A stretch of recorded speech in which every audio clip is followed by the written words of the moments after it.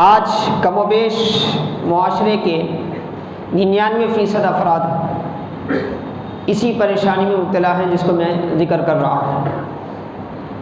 1% ایسے افراد ہوں گے جنہیں ان کے گھروں میں بھی سکون میسر ہوگا، ان کے باہر کی زندگی میں بھی سکون میسر ہوگا، وہ راحتوں میں سکون اطمینان سے چین سے بسر کر رہے ہوں گے۔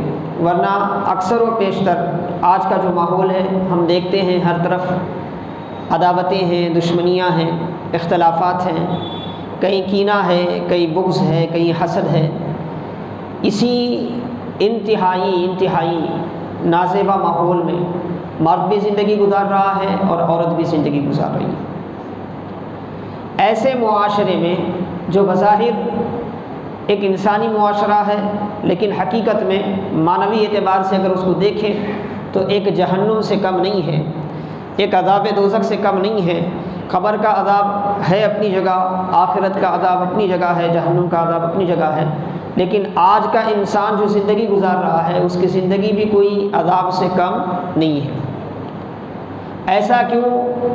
وہ کیا عنصر ہیں جن کو اپنانے سے ہمارے گھروں کی زندگی میں سکون آ سکتا ہے، ہمارے تجارت کی زندگی میں سکون آ سکتا ہے، ہمارے معاشرتی زندگی میں سکون آ سکتا ہے؟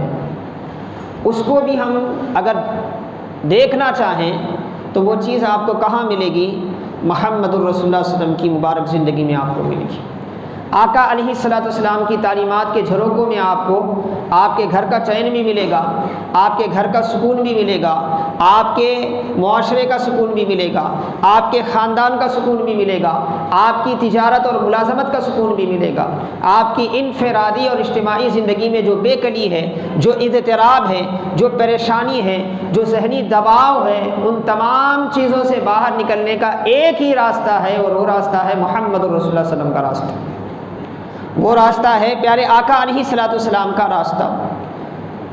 اس کے لیے دنیا میں بڑے انقلابی لوگ پیدا ہوئے، انہوں نے کوشش کی، لیکن جو کامل نمونہ آپ کو رسول اللہ صلی اللہ علیہ وسلم کی زندگی میں ملتا ہے، جو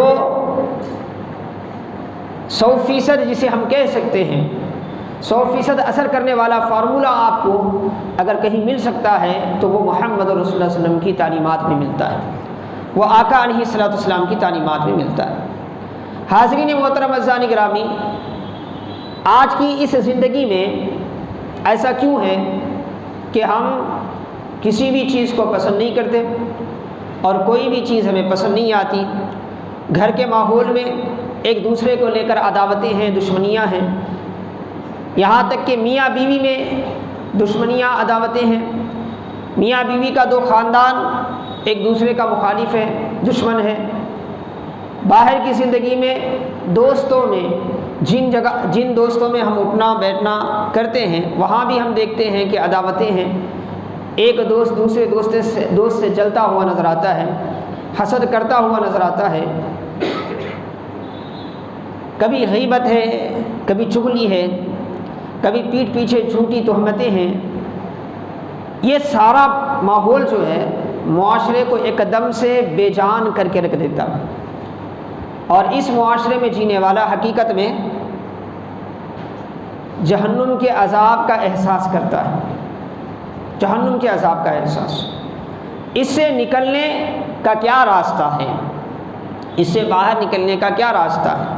وہ کون سی برائی ہے اور وہ کون سی اچھائی ہے جس برائی سے بچ کر، جس اچھائی کو اپنا کر ہم اپنے گھر کے ماحول کو پرسکون کر سکتے ہیں، ہم اپنے دوستوں کے ماحول کو پرسکون کر سکتے ہیں، ہم جس زندگی میں جی رہے ہیں جہاں بھی ہم دیکھتے ہیں کوئی چیز ہمیں اچھی نظر نہیں آتی تو ہمارا دیکھنے کا انداز کیسے بدل سکتا ہے، ہر چیزیں ہمیں راحت دینے والی کیسے بن سکتی ہیں۔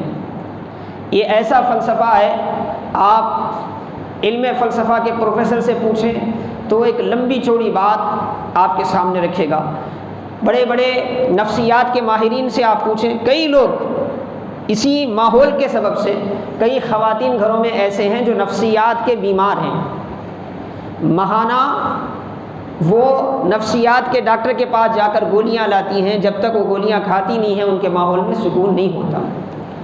اسی ماحول کا اثر ہے کہ آج بہت سے لوگ بی پی کے شکار ہیں، شوگر زیادہ ہو گیا ہے، اور طرح طرح کی پریشانیاں ہیں، راتوں میں نیند نہیں ہے۔ یہ سب اسی ماحول کا نتیجہ ہے۔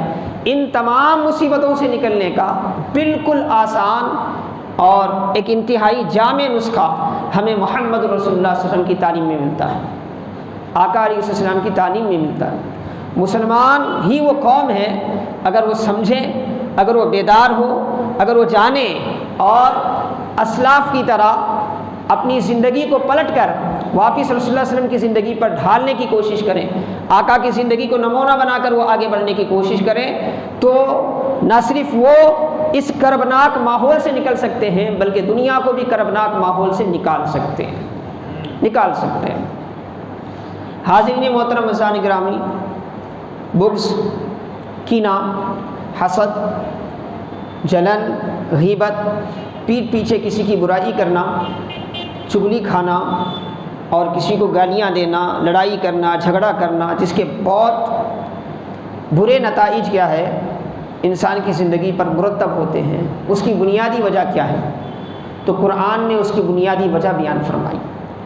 سورہ حجرات کی اس آیت میں اللہ نے اس کی بنیادی وجہ بیان کی، فرمایا یا ایھا الذین آمنوا اجتنبوا کثیرا من الظن، یا ایھا الذین آمنوا اجتنبوا کثیرا من الظن، گمان سے بچو، کثرت سے گمان کرنے سے بچو، ان بعض الظن اسم، کیونکہ بعض اوقات بعض گمان جو ہیں وہ گناہ ہوتے ہیں۔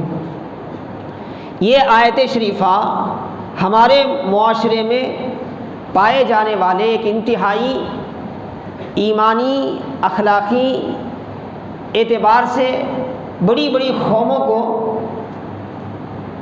ہلاکت کے گڑھے میں ڈالنے والے ایک عیب کی طرف اللہ تعالیٰ نے اشارہ فرمایا ہے ایمان والو، اللہ اس کے رسول پر ایمان لا چکے ہو، آخرت پر ایمان لا چکے ہو، تو اپنی زندگی کے ماحول میں تم کیا کرو؟ بدگمانی سے بچو، سوء ظن سے بچو، بدگمانی سے بچو۔ بدگمانی ہی وہ عیب ہے جس کی وجہ سے یہ ساری پریشانیاں ہیں۔ گھر کے ماحول میں جب بیوی کو اپنے شوہر کے لیے بدگمانی پیدا ہوتی ہے تو میاں بیوی کی زندگی میں جو محبت، جو اعتماد، جو تعلق ہوتا ہے وہ ختم ہو جاتا ہے۔ جب گھر کے ماحول میں ماں باپ کو اپنی اولاد پر بدگمانی پیدا ہو جاتی ہے تو اولاد اور ماں باپ کا جو مضبوط ترین رشتہ ہے وہ بھی کیا ہے؟ ٹوٹنے لگ جاتا ہے۔ اگر اولاد کو اپنے ماں باپ کے خلاف بدگمانی پیدا ہو جاتی ہے تو یہی بدگمانی ماں باپ کے خلاف اولاد کو میدان جنگ میں لاتی ہے۔ یہی بدگمانی ہے جو بھائی کو بہن سے، بہن کو بھائی سے لڑاتی ہے۔ یہی بدگمانی ہے جو ہمارے گھر کے ماحول کو، گھر کے حالات کو لوگوں کے سامنے لا کر کیا ہے؟ تشت ازبام کر دیتی ہے۔ ہماری ساری وہ باتیں جو پرسنل رہنی چاہیے تھی، شخصی رہنی چاہیے تھی، نجی رہنی چاہیے تھی، وہ ساری چیزیں محلے والوں کے سامنے آ کر کیا ہے؟ ایک نہ ختم ہونے والی دشمنی دونوں افراد کے بیچ میں پیدا ہو جاتی ہے۔ تو اس کی اہم وجہ یہی بدگمانی، یہ گھر کے ماحول میں ہے۔ آپ ملازمت کے ماحول میں آئیں، تجارت کے ماحول میں آئیں، دو دوست مل کر تجارت کر رہے ہیں، بدگمانیاں ان کی تجارت کو ختم کر دیتی ہیں، ایک دوسرے پر ان کا جو اعتماد ہے اس کو برباد کر دیتی ہے، اور اس کے بعد اب ایک دوست دوسرے دوست کے بارے میں یہ سوچنے لگتا ہے کہ اس سے بڑھ کر میرا کوئی دشمن نہیں ہے، یہ مجھے برباد کر دینا چاہتا ہے، یہ مجھے ختم کر دینا چاہتا ہے۔ معاشرے میں یہی بدگمانی جس سے بھی قائم ہوتی ہے وہ بندے کے تعلق سے بدگمانی کرنے والے کے ذہن و دماغ میں اس کی کوئی اچھائی کا اچھا اثر مرتب نہیں ہوتا۔ اگر وہ مسکرا کے بھی بات کرتا ہے تو اس میں بھی اسے کچھ خامی نظر آتی ہے۔ اگر وہ کوئی اچھا سا سلوک کرنا بھی چاہتا ہے تو وہ اچھا سا سلوک اس کے آنکھ میں زہر لگتا ہے، زہر۔ ایک حقیقت میں آپ کے سامنے عرض کر رہا ہوں، ایک تجربہ اور مشاہدے کی بات میں آپ کے سامنے عرض کر رہا ہوں کہ بدگمانی وہ بنیادی عنصر ہے جس کی وجہ سے معاشرہ برباد ہو جاتا ہے، جس کی وجہ سے انسان کی گھریلو زندگی بھی برباد ہوتی ہے، تجارت اور ملازمت والی زندگی بھی، اور معاشرتی زندگی بھی برباد ہو جاتی ہے۔ پھر وہ بدگمانی کرتے کرتے اس منزل پہ بندہ پہنچ جاتا ہے، انسان اس حد تک آگے بڑھ جاتا ہے کہ پھر اپنے علاوہ اسے اپنے ماحول میں کوئی اس کے لیے قابل اعتماد نظر نہیں آتا، قابل بھروسہ نظر نہیں آتا، وہ کسی پہ اعتماد کرنے کے لیے تیار نہیں ہوتا، کسی کے بارے میں وہ اچھا سوچنے کے لیے تیار نہیں ہوتا۔ یہیں سے ذہنی بیماریاں شروع ہو جاتی ہیں، اس کا بی پی ہے ہوتا ہے، وہ سوچ کے اس کا شوگر بڑھ جاتا ہے، پھر دھیرے دھیرے کیا ہے وہ نفسیاتی بیماریوں میں مبتلا ہو جاتا ہے۔ ڈاکٹر اسے رشٹ کرنے کے لیے نیند کی گولیاں دیتے ہیں، نیند کی گولیاں دیتے ہیں۔ یہ معاشرے کا نقصان ہے، اور ایسا انسان اللہ کی دی ہوئی صلاحیتوں کو برباد کر لیتا ہے، اسے سکون نہیں ملتا، اسے چین نہیں ملتا، نہ وہ آخرت کی طرف مائل ہونے کے لیے تیار ہوتا ہے، نہ اچھی دنیا کی طرف وہ مائل ہونے کے لیے تیار ہوتا ہے، جبکہ اسلام ہمیں اچھی دنیا اور اچھی آخرت دینے کی بات کرتا ہے۔ ہمیں یہ سکھاتا ہے کہ جب بھی اللہ کی بارگاہ میں مانگو تو ربنا آتینا فی الدنیا حسنہ وفی الآخرۃ حسنہ وقینا عذاب النار، اچھی دنیا اور آخرت مانگو، ان دونوں چیزوں سے وہ بیکار ہو جاتا ہے۔ اسی لیے اللہ نے فرمایا اجتنبوا کثیرا من الظن ان بعض الظن اثم، بہت زیادہ بدگمانی کرنے سے بچو، کیونکہ گمان جاتے جاتے جاتے انسان کو گناہوں کے دلدل میں پھنسا دیتا ہے، گناہوں کے دلدل میں پھنسا دیتا ہے۔ صحیح بخاری شریف کی روایت ہے، حضرت ابو ہریرہ رضی اللہ تعالیٰ عنہ راوی ہیں، اللہ کے رسول صلی اللہ تعالی علیہ وسلم نے ارشاد فرمایا، کیا فرمایا؟ ایاکم والظن، اے مسلمانوں تم اپنے آپ کو بدگمانی سے بچاؤ، فإن الظن اکذب الحدیث، سب سے زیادہ جھوٹی بات جو ہے وہ بدگمانی ہے۔ بدگمانی اگر پیدا ہو گئی تو پھر اس کے بعد سارے راستے برائی کے کھلتے ہیں۔ بدگمانی کرنے والا جب کسی کے لیے بدگمانی کرتا ہے، اپنے ذہن سے یہ سوچتا ہے کہ فلاں برا ہے، پھر اب اس کے لیے تحقیق بھی نہیں کرتا، اور پھر ہوتا کیا ہے اس کے بارے میں وہ اپنے ذہن میں ایک بری تصویر بنانا شروع کر دیتا ہے، پھر اس تصویر سے اسے نفرت ہوتی ہے۔ اب اس بندے کے لیے اس کے دل میں کیا ہے؟ بغض بیٹھتا ہے، نفرت بیٹھتی ہے، پھر وہ نفرت آگے بڑھ کر حسد پیدا کرتی ہے۔ اس کے اندر اگر کوئی اچھائی پیدا ہو، کیونکہ ہر ایک کا معاملہ اللہ کے ہاتھ میں ہے، کسی کو بھی دنیاوی ہو یا دینی ہو، جو بھی نعمت ملتی ہے اس میں نہ آپ کا کوئی دخل ہے، نہ میرا کوئی دخل ہے، نہ لینے والے کا کوئی دخل ہے، بلکہ دینے والا جو کائنات کا رب ہے وہ ہر ایک کو اپنی مرضی کے مطابق جو دینا چاہتا ہے دیتا ہے۔ کسی کو عقل سے نوازتا ہے، کسی کو حفظ سے نوازتا ہے، کسی کو خوبصورتی سے نوازتا ہے، کسی کو علم سے نوازتا ہے، کسی کو صالحیت سے نوازتا ہے، کسی کو مال و دولت دیتا ہے، وہ اس کا معاملہ ہے۔ لیکن انسان کو اب کوئی اچھائی اس کی نہیں بھاتی، کیونکہ اس کے لیے پہلے ہی سے اس کے ذہن نے کیا ہے؟ بدگمانی کر کر کے ایک بری تصویر اس کے ذہن میں بٹھائی ہوئی ہے۔ آپ کے سامنے ہے نا ایک بات، بدگمانی کا ماحول کتنا برباد کر دیتا ہے۔ آپ دیکھیں محمد الرسول اللہ صلی اللہ علیہ وسلم وہ ذات گرامی ہے جس مخالف نے بھی آپ کو پڑھا، مجبور ہو گیا آپ کی تعریف کرنے کی، اس کے باوجود بھی کیا دنیا میں آج ایسے لوگ نہیں پائے جاتے جو رسول اللہ صلی اللہ علیہ وسلم کے تعلق سے اپنے دل میں نفرت رکھتے ہیں، آقا علیہ الصلوۃ والسلام کے تعلق سے اپنے ذہن میں برا سوچتے ہیں؟ کیا آج نہیں ہے؟ ارے کائنات میں رسول اللہ صلی اللہ علیہ وسلم سے بڑھ کر بہتر مخلوق کوئی پیدا نہیں ہوئی، ساری مخلوق میں بہتر انسان، اور انسانوں میں سب سے افضل و اعلیٰ، سب سے بہتر، سارے کمالوں کا جامع اگر کوئی ذات گرامی اللہ نے پیدا کی ہے تو وہ ذات گرامی محمد رسول اللہ صلی اللہ علیہ وسلم کی ہے۔ وہ ذات تو ایسی ذات ہے جن سے محبت کے سوا کوئی واسطہ نہیں ہونا چاہیے، لیکن دنیا میں کچھ ایسے بھی گزرے ہیں جنہوں نے ان سے بھی نفرت کی، ان سے بھی نفرت کی۔ بدگمانی ایک ایسا مرض ہے کہ پھر انسان کی ساری صلاحیتیں برباد ہو جاتی ہیں۔ اسی لیے آقا نے فرمایا ایاکم والظن فإن الظن اکذب الحدیث، ابو داؤد شریف کی حدیث پاک ہے۔ اللہ کے رسول صلی اللہ تعالی علیہ وسلم نے ارشاد فرمایا، کیا ارشاد فرمایا؟ آپ دیکھیں ایک انسان کی عزت و آبرو، ایک انسان کی جان و مال اسلام کی نظر میں کتنی اہمیت ہے۔ تو اللہ کے رسول صلی اللہ علیہ وسلم خانہ کعبہ کا طواف کر رہے تھے، اور خانہ کعبہ جو ہے آج بھی اگر اس کو قریب سے دیکھا جائے تو واقعی اس کی عظمت سمجھ میں آتی ہے۔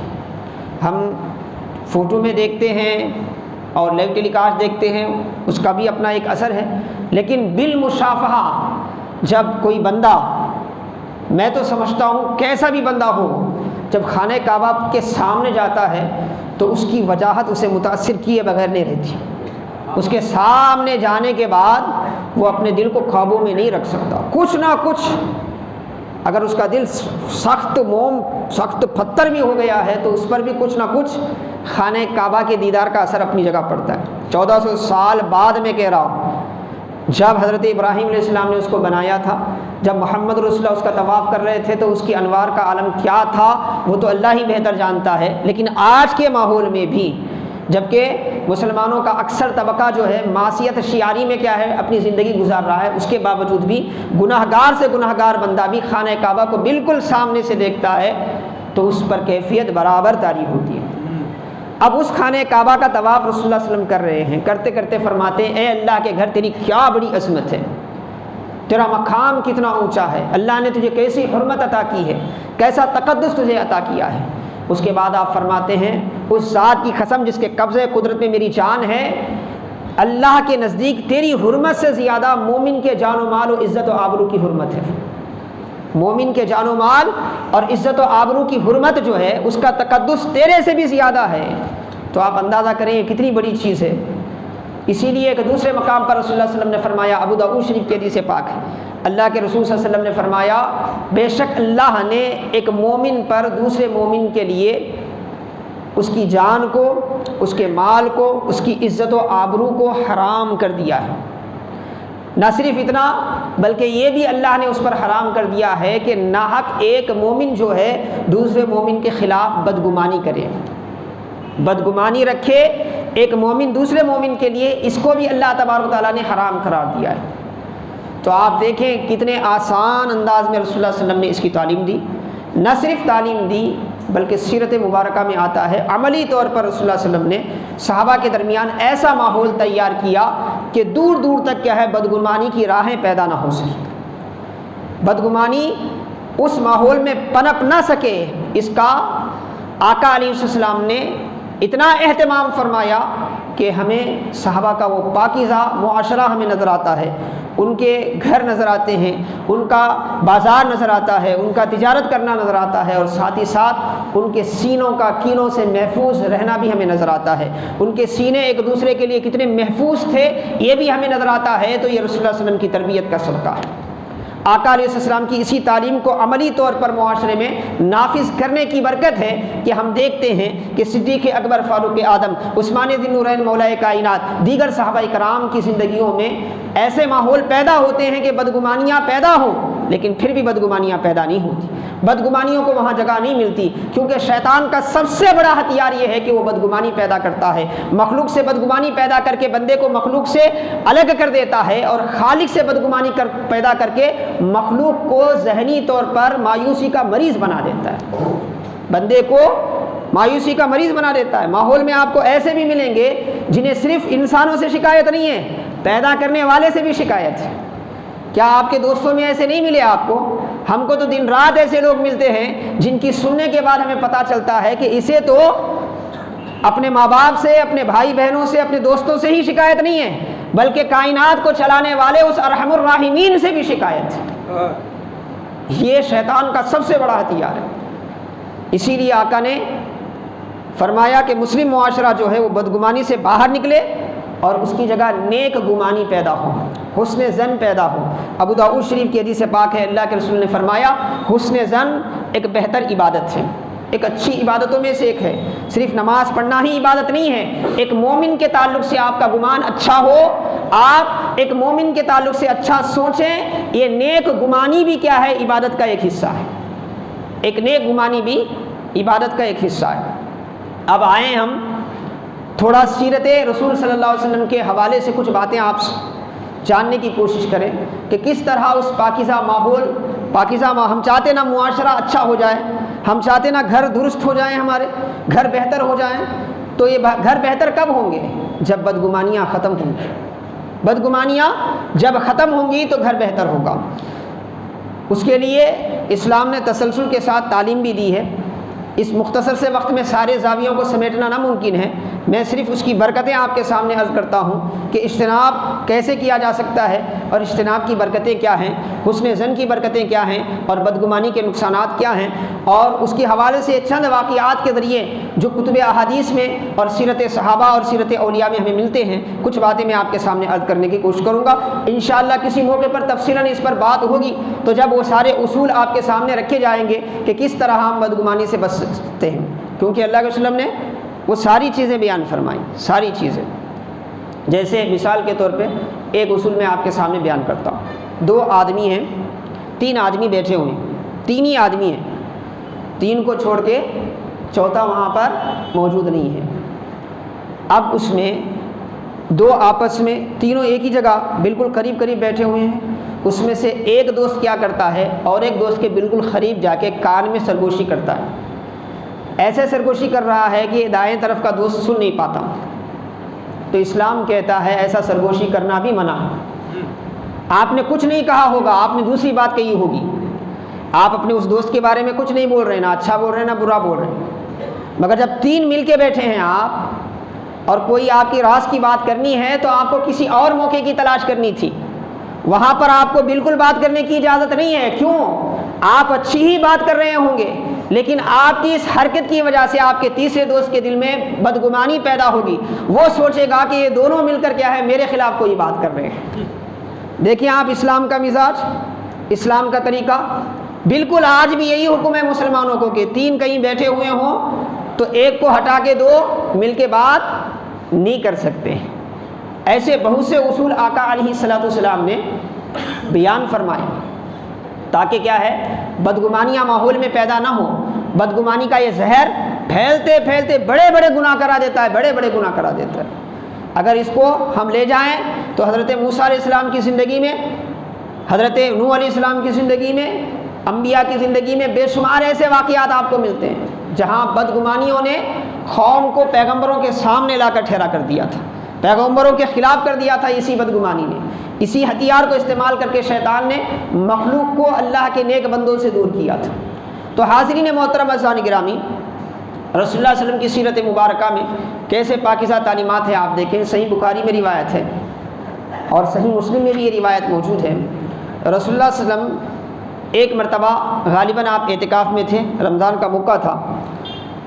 ام المومنین حضرت صفیہ وہ تھی یا کوئی اور، وہ ملاقات کے لیے آئی تو رسول اللہ صلی اللہ علیہ وسلم ان کو چھوڑنے کے لیے مسجد کے باہر ان کو چھوڑے، آپ مسجد کے دروازے تک چلے گئے. اتفاق سے سامنے ہی راستہ تھا تو مسجد نبوی سے آپ چھوڑ کے آ رہے تھے. غالباً اندھیرا تھا، زیادہ روشنی نہیں تھی. وہاں سے 2 انصاری صحابی گزرے، وہیں سے 2 انصاری صحابی گزرے. تو آقا علیہ السلام نے ان کو خطاب کر کے فرمایا، انہیں مخاطب کیا، انہیں پکار کر کہا اے فلاں فلاں. یہ جو ہے صفیہ ہیں، ان کا نام لے کے، ام المومنین کا نام لے کے فرمایا یہ فلاں ہیں، میری بیوی صفیہ ہیں فرمایا. تو وہ کہنے لگے سبحان اللہ. مطلب یہ تھا کہ یا رسول اللہ آپ کے تعلق سے بدگمانی ہمارے اندر کیسے پیدا ہو سکتی ہے. ماحول ایسا تھا کہ جانے والوں نے دیکھا کہ رسول اللہ صلی اللہ علیہ وسلم نے کسی خاتون سے ملاقات کی. اب شیطان کچھ بھی ورگلا سکتا نا، تو رسول اللہ صلی اللہ علیہ وسلم نے پہلے ہی ان کو مخاطب کر کے کہہ دیا کہ یہ میری بیوی ہیں، تاکہ ان کے ذہنوں میں کوئی غلط بات، بدگمانی نہ آئے. تو وہ صحابہ تھے، وہ کہنے لگے یا رسول اللہ ہم اور وہ بھی آپ کے تعلق سے بدگمانی کر سکتے ہیں. تو اس وقت اللہ کے رسول نے فرمایا ان الشیطان یجری مجری الدم، فرمایا شیطان انسان میں ہے نا خون کی طرح دوڑتا ہے، شیطان انسان میں خون کی طرح دوڑتا ہے. تو بدگمانی کہاں کہاں تک انسان کو لے جا سکتی ہے، اس حدیث پاک سے اس کا اندازہ کروائے. ایک دوسرے موقع پر آقا علیہ السلام نے کیا کہا دیکھیں آپ. مسند احمد کی روایت ہے، امام بخاری نے بھی اس کے کچھ حصے بیان کیے. مدینے میں ایک شخص تھے، ان کے اندر ایک برائی تھی کہ وہ شراب پیتے تھے، اور اسلامی قانون یہ ہے کہ شراب پینے والے کو سزا دی جاتی ہے، 80 کوڑے لگائے جاتے ہیں. جب بھی انہیں شراب پیے ہوئے حالت میں لایا جاتا تو قانون کے حساب سے انہیں 80 کوڑے مارے جاتے. وہ پھر آئندہ نہیں کرنے کا اعلان کرتے، پھر جاتے، پھر شراب پیتے. ایسا 1 بار 2 بار کئی بار ہوا. بہت مرتبہ ان کو کیا ہے رسول اللہ صلی اللہ علیہ وسلم کی بارگاہ میں لایا گیا، اور جو شرعی جو سزا تھی حد کے درجے میں وہ ان پر نافذ بھی کی گئی. ایک مرتبہ ایسا ہوا کہ ان کو لایا گیا، وہاں ایک دوسرے شخص ٹھہرے ہوئے تھے، دوسرے صحابی ٹھہرے ہوئے تھے. انہوں نے ان کو دیکھ کر کہا اللہ کی لعنت ہو اس پہ، اللہ کی لعنت ہو، کتنی مرتبہ کرتا ہے یہ، باز ہی نہیں آتا. تو ان کی اس حرکت پہ کیا ہے ایک طرح کی بدگمانی کا ماحول ان کے اندر پیدا ہو.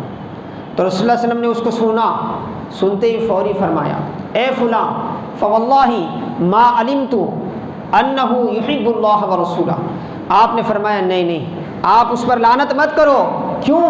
کیونکہ میں تو اتنا ہی جانتا ہوں، میں صرف یہ جانتا ہوں یہ ہے گناہ گار، لیکن اس کے باوجود اس کی کیفیت یہ ہے کہ یہ اللہ اس کے رسول سے محبت کرتا ہے، اللہ اس کے رسول سے محبت کرتا ہے. فوری آقا علیہ الصلوۃ والسلام نے اپنے اس صحابی رضی اللہ تعالیٰ عنہ کی تعلیم فرمائی، ان کی تعریف فرمائی، کہیں ایسی صورت میں بھی کیا ہے بدگمانی کی صورت نہ پیدا ہو جائے، بدگمانی کی صورت نہ پیدا ہو جائے.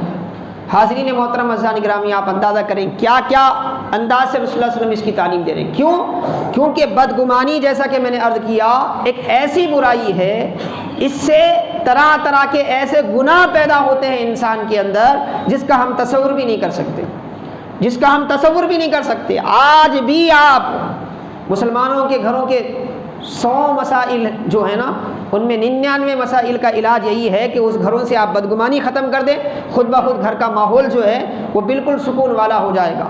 وہاں پھر کسی اور چیز کی ضرورت نہیں رہے گی، کسی فیصلے کی ضرورت نہیں رہے گی، کسی اور معاملے کی ضرورت نہیں رہے گی. بدگمانیاں ختم کروا دیں، اپنے گھر کے ماحول سے بدگمانیاں دور کروا دیں. سمجھائیں اپنے ماحول میں کہ بدگمانی انتہائی بڑا گناہ ہے، اللہ تبارک و تعالیٰ بدگمانی کرنے والے کو پسند نہیں کرتا، اور اللہ کے رسول صلی اللہ علیہ وسلم کی بارگاہ میں یہ شخص بالکل مقبول نہیں ہو سکتا جو بدگمانیوں میں مبتلا ہوتا ہے. آپ یہ ماحول پیدا کر کے دیکھیں، آپ خود دیکھیں گے کہ آپ کے گھر کے 99 مسائل تو ایسے ہی ختم ہو جائیں گے، ایسے ہی ختم ہو جائیں گے. نہ پھر گھر میں آپ کو بی پی کا پیشنٹ ملے گا، نہ شوگر کا پیشنٹ ملے گا، اور نہ ہی دیگر مسائل آپ کو نظر آئیں گے. یہ جتنی باتیں ہوتی نا، ان میں اصل چیز تو صرف 10% ہوتی ہے. کرتوت وغیرہ کا معاملہ جو ہے نا وہ 10% کا ہوتا ہے، ان میں 90% تو اکثر یہ ہوتا ہے کہ بدگمانیاں ہو جاتی ہیں، بدگمانیاں ہو جاتی ہیں. پہلے ہی ہم سوچ کے رکھا ہوا ہے کہ فلاں ہمارا دشمن ہے اور فلاں ہمارے ساتھ ایسا کرے گا، فلاں ہمارے ساتھ ایسا کرے گا، فلاں ہمارے ساتھ ایسا کرے گا. اس بدگمانی سے جب تک انسان نکلتا نہیں ہے اس کی صلاحیتیں ابھرتی نہیں ہیں، اسے یکسوئی پیدا نہیں ہوتی، اور بڑے بڑے گناہوں سے وہ بچ نہیں سکتا. پہلے وہ انسانوں سے بدگمانی کرے گا، دھیرے دھیرے یہ بدگمانی شیطان اسے لے جا کے اللہ سے کروائے گا، اللہ سے بدگمانی ہو جائے گی اسے، اور جب اللہ سے وہ بدگمان ہو جائے گا تو پھر دنیا سے بھی اور آخرت سے دونوں جگہ سے کیا ہے وہ برباد ہو جائے گا. تو اسی لیے رسول اللہ صلی اللہ علیہ وسلم نے سختی سے اس گناہ سے منع فرمایا، اور صحابہ کرام کی برملا تعلیم فرمائی، ان کے معاشرے میں ایسا ماحول پیدا فرمایا کہ کہیں دور دور تک بھی کیا ہے بدگمانی کا ماحول پیدا نہ ہو. اور حاضرین محترم عزیزان گرامی، آپ دیکھیں قاضی عیاض رحمۃ اللہ علیہ شفا شریف میں ایک روایت نقل فرماتے ہیں امام ابن حبان کے حوالے سے. رسول اللہ صلی اللہ علیہ وسلم صحابہ کے درمیان بیٹھے ہوئے ہیں، ایک عربی بدوی گاؤں کے جنہیں بہت زیادہ معلومات ہوتے نہیں ہیں، اپنے سیدھے سادے انداز میں وہ آ گئے کچھ مانگنے کے لیے.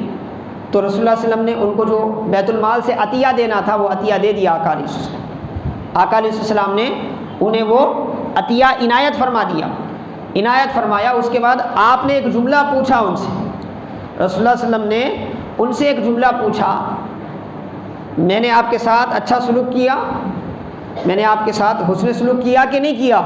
صحابہ کے سامنے اللہ کے وسلم نے پوچھ لیا. تو وہ بدوی شخص تھے، عربی شخص تھے، انہوں نے کہا نہیں، آپ نے میرے ساتھ اچھا سلوک نہیں کیا. ان کو جو ملا تھا شاید جتنا ملا تھا اتنے پہ وہ خوش نہیں تھے. تو انہوں نے کہا آپ اتنا دیے اور دے کے کیا ہے مجھے اچھا سلوک پوچھ رہے ہیں، آپ نے اچھا سلوک نہیں کیا. اب سارے صحابہ غصے میں آ گئے. رسول اللہ صلی اللہ علیہ وسلم کے لیے اگر کوئی یہ جملہ بولے، اور وہ بھی صحابہ کے سامنے، صحابہ کیسے برداشت کر سکتے تھے؟ تو وہ غصے ہوئے. اب اس کے بعد کا نتیجہ جو تھا رسول اللہ صلی اللہ علیہ وسلم نے محسوس کر لیا. آقا نے اشارہ کر کے فرمایا اپنی اپنی جگہ بیٹھے رہو، کسی کو اٹھنے نہیں دیا رسول اللہ صلی اللہ علیہ وسلم. اس کے بعد وہ شخص تو چلے گئے. آقا علیہ السلام نے مزید ان کے گھر کو بھجوایا، جو بھی ضرورت تھی آقا علیہ السلام نے ان کو بھجوا کے اس کے بعد پوچھے اب کیا میں نے اچھا کیا آپ کے ساتھ، اچھا سلوک کیا؟ تو وہ کہنے لگے ہاں آپ نے اچھا سلوک کیا، آپ نے اچھا سلوک کیا. تو رسول اللہ صلی اللہ علیہ وسلم نے فرمایا تم نے کیا ہے میرے صحابہ کے سامنے یہ جملہ کہا ہے، اور رسول اللہ صلی اللہ علیہ وسلم کا انداز یہ تھا، گویا زبان حال سے رسول اللہ صلی اللہ علیہ وسلم یہ فرما رہے تھے کہ میں تو رحمت للعالمین ہوں، میرا کوئی مسئلہ نہیں ہے، لیکن تم نے صحابہ کے درمیان یہ جملہ کہا، ان کے دلوں میں تمہارے لیے کچھ بات بیٹھ گئی ہے، اسی لیے جو بات تم نے میرے سامنے کہی کہ میں نے اچھا سلوک کیا، تم میرے صحابہ کے سامنے بھی کہو، صحابہ کے سامنے بھی کہو۔ دوسرا دن تھا، وہ شخص پھر آئے، آ کر آقا نے پوچھا کہ اے فلاں کیا میں نے تیرے ساتھ اچھا رویہ اختیار کیا؟ تو انہوں نے کہا بہتر، بہت اچھا آپ نے رویہ اختیار کیا، بہتر اور بہت اچھا رویہ اختیار کیا۔ تو صحابہ کو خوشی ہوئی۔ اس کے بعد رسول اللہ صلی اللہ علیہ وسلم نے صحابہ سے فرمایا میری اور اس بندے کی مثال ایسی ہے جیسے ایک شخص اور اس کی اونٹنی ہے، ایک شخص اور اس کی اونٹنی ہے، اور اونٹنی نافرمان ہو جاتی ہے، وہ شخص قابو میں کرنا چاہتا ہے، قابو میں نہیں آتی ہو، تو لوگ دیکھتے ہیں، دیکھ کے وہ بھی کیا ہے اس کو قابو میں لانے کے لیے، اس کی مدد کرنے کے لیے جاتے ہیں، اور زیادہ اسے کیا ہے نفرت پیدا ہوتی ہے، اور زیادہ وہ کیا ہے شرارت کرنا شروع کر دیتی ہے۔ یہ حالت دیکھ کر اونٹنی کا مالک اس سے کہتا ہے، لوگوں سے کہتا ہے کہ اے لوگوں آپ ہٹ جاؤ، آپ ہٹ جاؤ، وہ میری اونٹنی ہے، اس کے مزاج سے میں واقف ہوں، میں ہی اسے کیا ہے رام کروں گا، میں ہی اسے کیا ہے قابو کروں گا۔ پھر وہ اپنے انداز سے اس کے پاس جاتا ہے، بڑی محنت سے کیا ہے اس کو قابو میں کر لیتا ہے، تو وہ قابو میں ہو جاتی ہے، پھر وہ اپنا سامان لاد کے چلے جاتا ہے۔ تو آقا نے یہ مثال دی، دے کر فرمایا میری اور اس بندے کی مثال ایسی ہی ہے، میرا اور اس کا معاملہ تھا، لیکن بیچ میں تم آ گئے اور تمہارے دلوں میں نفرت پیدا ہوئی۔ آج اس کو بلوا کر میں نے یہ جو اعلان کروایا، یہ اس لیے نہیں تھا کہ اس نے کل میرے تعلق سے بری بات کہی تھی، اس لیے نہیں، بلکہ اس لیے تھا کہ مگر میں اسے ایسے ہی چھوڑ دیتا تو تمہارے دل کا غصہ ٹھنڈا نہیں ہوتا، کسی موقع پر تم ضرور اس کو قتل کر دیتے، قتل کر کے تم کیا ہوتے اللہ کے نافرمان ہو جاتے، اللہ کے نافرمان ہو جاتے۔ تو تمہیں بدگمانی سے بچانے کے لیے میں نے اسے دوبارہ بلوایا اور اس سے وہ جملہ کروایا تاکہ تمہارے دل سے اس بندے کے لیے جو بدگمانی ہے وہ نکل جائے، وہ بدگمانی ہے وہ نکل جائے۔ تو حاضرین محترم عزیزان گرامی، آپ اندازہ کریں رسول اللہ پاک علیہ السلام کی تربیت کیسی تھی۔ آقا علیہ السلام کی اسی تربیت کا اثر تھا، اسی تربیت کا اثر آپ دیکھتے ہیں صحابہ کرام رضوان اللہ علیہم اجمعین میں۔ رسول اللہ صلی اللہ علیہ وسلم کے صحابی حضرت عمر بن خطاب رضی اللہ تعالیٰ عنہ فرمایا کرتے تھے جب بھی تم اپنے کسی بھائی کے تعلق سے کوئی ایسی بات سنو جس میں بظاہر تمہارے لیے کوئی برائی نظر آئے، تو جب اس کو اچھائی پر محمول کرنے کی کوشش کرو، جب تک کہ اچھائی پر محمول کرنے کی گنجائش ہے اچھائی پر محمول کرتے رہو، اچھائی پر محمول کرتے رہو۔ حضرت ابو دجانہ رضی اللہ تعالیٰ عنہ ایک صحابی ہیں، مرض الموت میں تھے آپ، یعنی اس بیماری میں مبتلا تھے جس کے بعد موت کا اندیشہ تھا آپ کو۔ ایسے وقت میں بیمار ہیں، سخت ہیں، لیکن چہرہ جو ہے آپ کا تھمتھما رہا تھا، خوشی کے مارے چہرہ کھل گیا تھا۔ آنے جانے والے جو عیادت کے ہیں وہ ان کو پوچھتے تھے کہ اے ابو دجانہ یہ کیا معاملہ ہے، آپ پر تو مرض طاری ہے، مرض میں تو لوگ نحیف و ناتواں ہو جاتے ہیں، چہرہ سست پڑ جاتا ہے، آپ کا چہرہ چمک رہا ہے، ایسی حالت میں آپ کو کس بات کی خوشی ہے؟ تو حضرت ابو دجانہ رضی اللہ تعالیٰ عنہ فرماتے ہیں مجھے اس بات کی خوشی ہے کہ اللہ کے کرم سے میرے دامن میں دو باتیں ہیں، میرے دامن میں دو باتیں ہیں جس کی وجہ سے میرا چہرہ اس مرض کے عالم میں بھی تھمتھما رہا ہے، اس مرض کے عالم میں بھی میرا چہرہ کھلا ہوا ہے۔ اس کی وجہ کیا ہے؟ میرے دو معاملات ہیں۔ ایک معاملہ یہ ہے کہ میں نے زندگی میں کبھی بھی جو چیز مجھ سے تعلق نہیں رکھتی اس میں اپنی گردن گھسانے کی کوشش نہیں کی، جو چیز میرے سے متعلق ہی نہیں ہے اس میں جھانکنے کی کوشش کبھی نہیں کیا۔ اور دوسرا یہ کہ میں اب دنیا سے اس حال میں جا رہا ہوں کہ میرا سینہ جو ہے وہ مسلمانوں سے بالکل محفوظ ہے، کسی مسلمان کے لیے میرے دل میں کوئی نفرت، کوئی غصہ، کوئی حسد نہیں ہے، اسی لیے میرا چہرہ یہ کھل کھلا رہا ہے۔ مجھے خوشی ہے کہ میں دنیا سے اس حال میں جا رہا ہوں جس حال میں میرے آقا علیہ السلام نے جانے کا مجھے حکم فرمایا ہے۔ تو آپ دیکھیں کس طرح آقا علیہ السلام نے اس بدگمانی کے عیب کو ماحول سے نکالا، اور یہی تربیت صحابہ سے تبع تابعین کو ملی، تبع تابعین سے اولیاء اللہ کو ملی۔ بالکل ایک دو تین باتیں میں آپ کے سامنے عرض کرتے ہوئے اپنے گفتگو کو اس حوالے سے سمیٹ رہا ہوں۔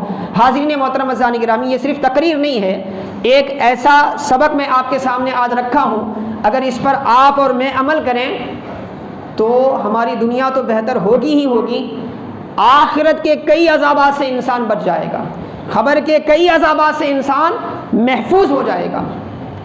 ایک مرتبہ کا واقعہ ہے، حضرت معروف کرخی رحمۃ اللہ علیہ طبقات الاولیاء میں مشہور محدث امام ابن ملکن نے روایت کیا، اس واقعے کو ذکر فرمایا۔ حضرت معروف کرخی یہ انتہائی عظیم الشان بغداد کے بزرگوں میں سے ہیں۔ آپ ایک مرتبہ اپنے شاگردوں کے ساتھ، اپنے مریدوں کے ساتھ دریائے دجلہ کے کنارے آپ جا رہے تھے۔ وہاں دیکھا کہ دریائے دجلہ کے کنارے کچھ لوگ ہیں نا، نوجوان بچے ہیں، ناچ گانا کر رہے ہیں اور طرح طرح کی معصیت شعاری میں ڈوبے ہوئے ہیں۔ جو آپ کے مریدین تھے انہیں دیکھ کر غصہ آیا، انہوں نے کہا، کیا کہا کہ انہوں نے فرمایا کہ حضرت آپ ان کے لیے بد دعا کریں۔ ایمان کا تقاضا ہے کہ وہ بے غیرتی دیکھ کے پسند نہیں کرتا نا، تو لازمی بات ہے انہیں غصہ آیا، وہ غصہ برا بھی نہیں تھا۔ انہوں نے کہا کہ حضرت آپ ان کے لیے بد دعا فرمائیں، دیکھیں یہ دریائے دجلہ پر ٹھہر کر کیسی اللہ کی نافرمانی کر رہے ہیں، اللہ کی کیسی نافرمانی کر رہے ہیں۔ تو شاگردوں نے کہا آپ نے دعا کے لیے ہاتھ اٹھائے، انتہائی اللہ کے مقبول بندے، آپ کی دعائیں اللہ کی بارگاہ میں بہت جلد قبول ہوتی تھی، پورے بغداد میں مشہور تھا کہ آپ مستجاب الدعوات ہیں، آپ کی دعائیں رد نہیں ہوتی، انتہائی اللہ کے صالح بندے تھے، فرمانبردار بندے تھے۔ آپ نے دعا کے لیے ہاتھ اٹھائی اور دعا فرمائی۔ وہ دعا جو ہے وہ بڑی کمال کی ہے۔ امام ابن ملکن نے جو دعا ذکر فرمائی، آپ نے دعا فرمائی، اے اللہ میں تیری بارگاہ میں ملتجی ہوں، دعا کرتا ہوں یہ نوجوان بچے جنہیں تو دنیا میں اتنا خوش رکھا ہے، ناچ رہے ہیں، گا رہے ہیں، مولا انہیں آخرت میں بھی ایسے ہی خوش رکھ فرما، آخرت میں بھی ایسے ہی خوش رکھ۔ شاگرد سارے کے سارے پریشان ہو گئے، وہ بولے حضرت ہم تو بد دعا کرنے کے لیے کہہ رہے تھے، آپ دعا کر رہے ہیں۔ بولے تم نے میری دعا نہیں سنی، میں نے دعا کی کہ مولا انہیں آخرت میں خوش رکھ، دنیا میں تو یہ خوش ہیں، ناچ گا رہے ہیں، اور یہ ان کی عقل ہے کہ یہ سمجھ رہے ہیں کہ ناچ گانا خوشی ہے دنیا کے اعتبار سے، خیر یہ ان کی اپنی عقل ہے، مگر میری دعا یہ ہے کہ آخرت میں خوش رکھ، آخرت میں وہی خوش رہے گا جنہیں اللہ توبہ کی توفیق نصیب کرے گا، وہ توبہ کرے، نیکی کرے، اچھائیاں کرے، خیر سے ان کی زندگی گزرے اور آخرت میں اللہ کی بارگاہ میں ان کے اعمال مقبول ہو جائیں۔ یہ میں نے دعا کی، یہ میں نے دعا کی۔ تو ہمارے بزرگوں کے دیکھنے کا ڈھنگ، انداز، رسول اللہ علیہ وسلم کی اس تعلیم و تربیت کی وجہ سے یہ انداز تھا ان کا، یہ کیفیت تھی۔ اگر یہ ماحول ہمارے اندر پیدا ہو جائے تو حاضرین محترم عزیزان گرامی، پھر ہمارے ماحول میں انتہائی پاکیزگیاں پیدا ہو سکتی، انتہائی پاکیزگیاں، انتہائی خوبیاں ہمارے ماحول میں پیدا ہو سکتی ہیں۔ بہت سے بڑے بڑے پریشانیاں، بہت سے بڑے بڑے مسائل حل ہو جائیں گے اگر ہمارا دل بدگمانی کرنا چھوڑ دے، کسی کو دیکھ کر برا گمان کرنا اگر چھوڑ دے تو پھر بہت سی بدگمانیاں۔ آخری ایک بات، حضرت حسین، حضرت سفیان بن حسین وہ بیان کرتے ہیں، حافظ ابن کثیر نے البدایہ والنہایہ میں روایت کیا، ایک مرتبہ انہوں نے کیا کیا، ایک بہت بڑے بزرگ تھے، تابعی تھے، حضرت ایاس بن معاویہ، ان کے پاس وہ کہتے ہیں کہ میں نے ایک آدمی کا ذکر کیا برائیوں کے ساتھ، ان کی برائیاں بیان کی کہ فلاں ایسا ہے، ایسا ہے، ایسا ہے۔ تو انہوں نے مجھے دیکھا، دیکھ کر کہا کیا تم رومیوں سے جنگ کیے ہو؟ تو میں نے کہا نہیں۔ تو انہوں نے کہا ابھی اس وقت سندھ ہند فتح نہیں ہوا تھا، سندھیوں سے، ہندیوں سے تم نے جنگ کیا ہے؟ تو انہوں نے کہا نہیں۔ تو انہوں نے کہا کیا تم نے ترکیوں سے جنگ کیا ہے؟ بولے انہوں نے کہا نہیں۔ تو آپ نے فرمایا تم سے رومی محفوظ ہیں، تم سے ہندی محفوظ ہیں، تم سے سندھی محفوظ ہیں، تم سے ترکی محفوظ ہیں، ایک مسلمان تم سے محفوظ نہیں رہ سکتا، ایک مسلمان تم سے محفوظ نہیں رکھتا، سارا عالم کفر تم سے محفوظ ہے، اور ایک مسلمان کی میرے سامنے برائی بیان کر رہے ہو۔ یہ آپ کا انداز تھا بولنے کا۔ آپ فرماتے ہیں اس انداز سے آپ نے مجھے بدگمانی سے بچایا، پھر اس کے بعد زندگی میں نے کبھی کسی کے بارے میں برا نہیں کہا، کبھی کسی کے بارے میں برا نہیں کہا۔ تو حاضرین محترم عزیزان گرامی، یہ وہ اعلیٰ عنصر ہے، یہ وہ اعلیٰ تعلیم ہے جو محمد رسول اللہ صلی اللہ علیہ وسلم لے کے آئے ہیں۔ ہمیں بطور مذہب کے، بطور عبادت کے یہ پیغام ملتا ہے، اور یہ پیغام ہمیں قرآن دیتا ہے، اللہ کے وسلم کی حدیث پاک دیتی ہے۔ اسی لیے اس کیفیت کو اپنے اندر زندہ کرے، انشاءاللہ العزیز بہت سی پریشانیاں ہماری حل ہوگی۔